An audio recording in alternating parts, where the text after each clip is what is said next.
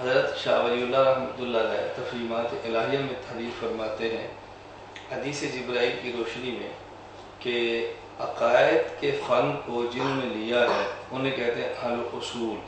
جسے ہم متکلم کہہ رہے ہیں، اور جنہوں نے فن ثانی، جنہوں نے مسائل کے فن کو لیا ہے انہیں کہتے ہیں فقہا۔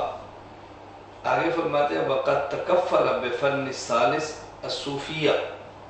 اور جن لوگوں نے فن ثالث احسان کو سنبھالا ہے انہوں کہتے ہیں صوفیہ۔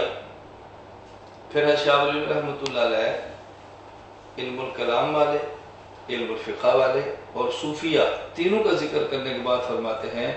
رضوان اللہ علیہم، اللہ ان سب سے راضی ہو گئے۔ تو شاہ ولی اللہ رحمۃ اللہ علیہ جو مسند الہند ہیں اور ہمارے بنگلہ دیش، پاکستان، ہندوستان کے تقریباً تمام علماء جو حدیث والے ہیں ان کی سند جب اوپر جاتی ہے تو درمیان میں تو شاہ ولی اللہ کا نام آتا ہے،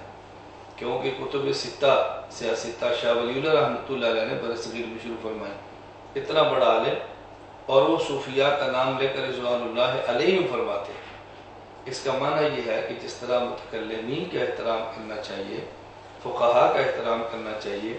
اسی طرح صوفیاء کا احترام بھی کرنا چاہیے۔